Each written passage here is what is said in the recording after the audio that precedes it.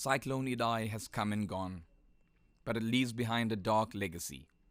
Having ravaged homes, hospitals and schools, there is destruction elsewhere where the human eye cannot see. The private corridors of the minds of people who it touched and traumatized. 13-year-old Kudakwasi Sanyangwa is one such soul. He was sleeping in his dormitory in boarding school at Charles Luanga School when the cyclone hit. As he slept, two fellow pupils, one a very close friend, were breathing their last. His own bed displaced by the aggressive mud. His colleagues struggled beneath the sludge of the mudslide until the mud suffocated them to death.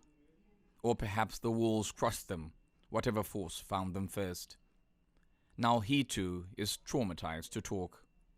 His mother Nicole and family now faced with the task of helping him to cope and heal his broken mind.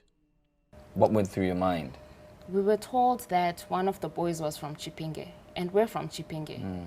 So I just thought it was Koda. So all I could do was cry and pray. I remember I called everyone who I could call to just pray for Koda and hope it wasn't Koda. And I was still in my pajamas. It was still in the morning, so I went to change. And my husband said to me, "Why are you changing?" And I said, "What if they call us to come and get him? What if it's Koda?" And I wore something that wasn't even worthy of going out. And he said to me, can you see what you look like? Look at yourself. Even if it is Koda, where are you going to go looking like that? So I was in a state of no calm at all. It was just panic, and I was so sure that it was Koda. But it isn't just Kudakwashe who needs to be healed. So too his mother, by her own admission. I blew up over nothing, really. And we were talking about people who have been the victims of the cyclone.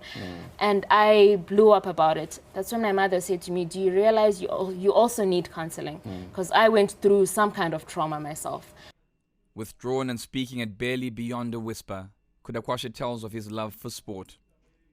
In a world that has literally collapsed around him, it is there that he can still find solace in his love for football and athletics.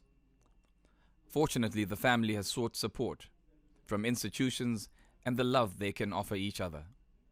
We came down from Chipinge. We've been here for about a week now. My parents are here. So Kuda's been going for counseling since Monday. We do have family support. We've got friends, and we're grateful for that. There are a lot more children like him who need support to heal from the trauma. Having visited the capital, Harare, from his home in Chipinge, we take him through a few of the landmarks in Harare and a little bit of history. And slowly, like a rose in the sun, his soul opens up and the smile his family has known begins to reappear. He speaks of little more than sport, when at all he does speak. It may take time to heal, but perhaps this early morning out does him some good. In the end, he gives a bit of advice on what someone who slacked at sport in school should do by way of exercise. I may have a grey beard now, but try and advise me on what sport I should take up and to become a bit fit. Come on, tell me. What do you think I should play? You should run. I should. He's probably seeing the stomach, and you say, "Yeah, well, with the tummy like that, you should run." And run we do.